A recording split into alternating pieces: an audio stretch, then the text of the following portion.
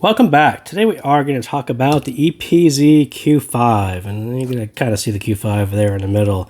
So what was special about the Q5 when it was first kind of announced and they posted pictures of it, people said, wow, that looks just like another set. So yes, it is definitely a design inspired by another set, but done pretty well here. No real complaints. I mean, when you look at it up close, it actually is quite nice. And I think this is sort of a tribute to where they started. And if we look really closely, it kind of says EPZ started in 2019. So yeah, maybe this is their version of an anniversary set. And it also says right here also EPZ audio started in 2019. And this actually says sound for the custom pleasure in it. So I'm not exactly sure what that means, but that is what they put on the box. And so yeah, up close, I should probably have done this about a minute ago, but yeah. So up close, started in 2019. You get that kind of funnel shape, as I said, inspired by another set. On the back, Q5 left and a serial number, brass nozzle. Quite nice. Cable is on the thin side, but actually done pretty well. Velcro tie, which is always nice. And box is actually pretty cool. And this is part of the reason why I think maybe this one was meant to be more of an anniversary set. You get this cool flip open box like this. You kind of crack it open and there you go, 5 years of prosperity. So yeah, I don't think they talked too much about what the significance of the 5 was, but I'd have to guess that's about what it was.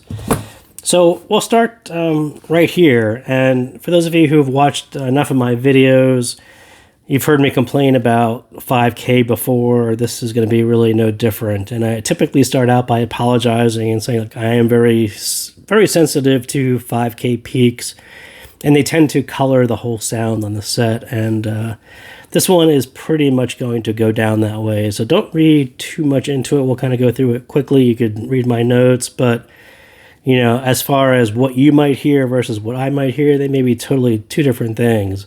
People who are sensitive to 5K and then there's a peak at 5K, it tends to be a pretty intense bright spot. And people who aren't sensitive to 5K have no idea what I'm talking about.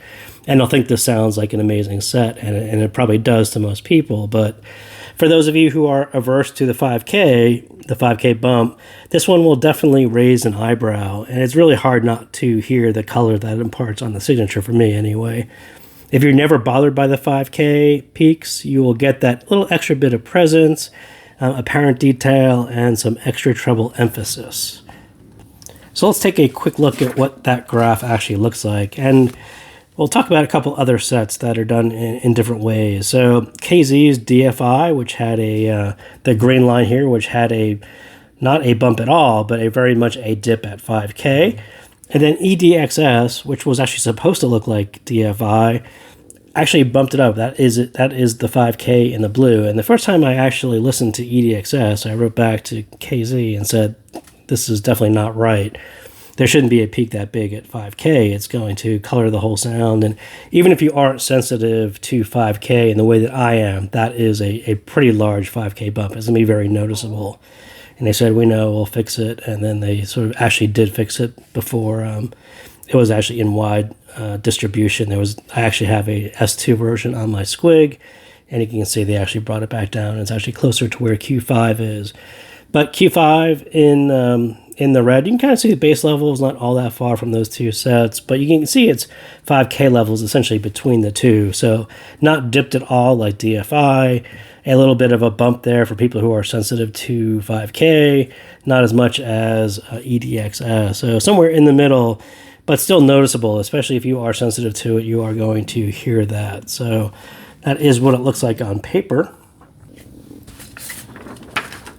So I would also call this one a thick, thin signature, and I was just talking about that base level. So the base level, not all that far. Q5 is in the red, not all that far from lots of other sets. Cadenza, that is DFI at the upper end of DFI. So pretty much right there with the other Harman sets. Ends up with a little thicker, tries to be a little thicker mid-bass, but then they bump this up and it sounds a little thin. So I call this a thicker, thin style where they really tried to add a little here and a little more here, and it's kind of a unique sound. A few other sets do it as well, but I call it the thick, thin. And it really, the bass just has a little extra in the mids, and there's a little extra presence. And it sounds kind of like a crunchy topping. There's a little bit of a sharp texture over that thicker bass, that foundation from the mid bass. It is surprisingly likable, and I think a lot of people do like that sound.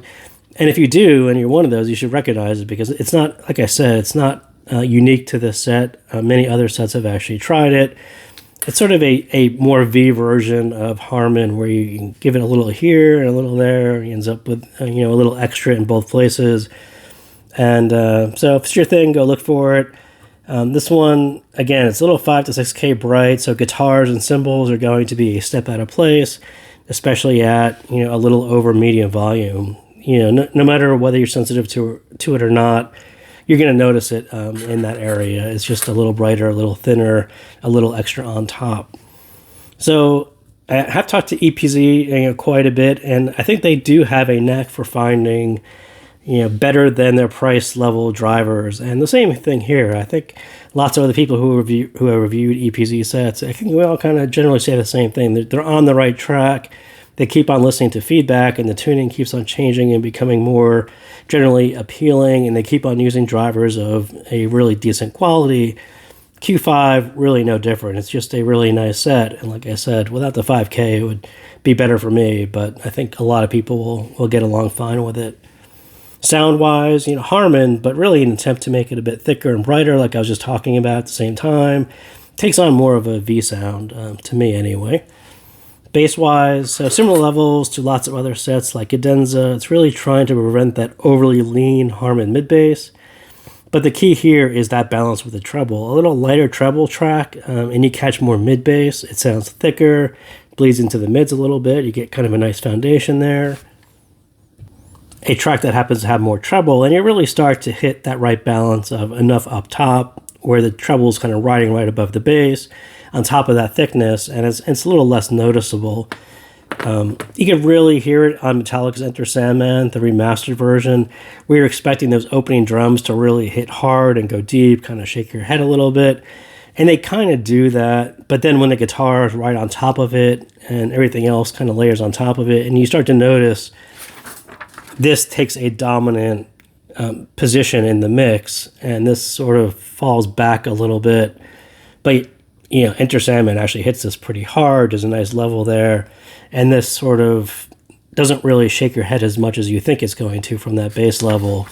But it gives you kind of an idea, if you've listened to that track on quite a few sets, you sort of know that some tracks do the drums really, really heavy, and it's kind of a wall of sound. Some of them do a much lighter version of the drums, and you hear the guitars take a presence, and this one definitely is kind of more of an upper version of that. And for me, that really hits you in the volume scaling. When you turn it up, the guitars and the cymbals and everything else kind of gets in the way of hearing a lot of the lower end bass things. So the mid's kind of where you're expecting it to be a little more recessed, and like I said, it's kind of V-shape-ish, and you're kind of expecting this to take kind of a more recessed version because there's a lot of bass and there's a lot of treble in it, and it's not quite like that. And I think part of it is the way they bumped up the 5K, and I think when you like I said, it's that way until you turn the volume quite low. Don't turn the volume quite low, and it's fine. But in most cases, the presence really keeps things forward, and where you really hear the mids drop a little bit back is more in the treble. When you get a lot of treble into a track, then it sort of falls back just a little bit. The treble steps out a little bit too far, a little bit too in front, as much as the mid bass. But generally, I do think they did a pretty good job there of just with this signature and balancing the mid so they don't fall back. Sounds quite forward, very pop friendly, very kind of consumer friendly, appealing, general appealing. With this nice driver, they push the detail a little bit forward, the resolution, the imaging, all those things kind of get a push forward from that 5K. And you really notice it on Harry Styles Golden. His voice is kind of right there front and center, no matter how much bass there is. And I've talked about that bass level on other sets. It really takes a back seat to the guitars and his voice and all the upper range of that track.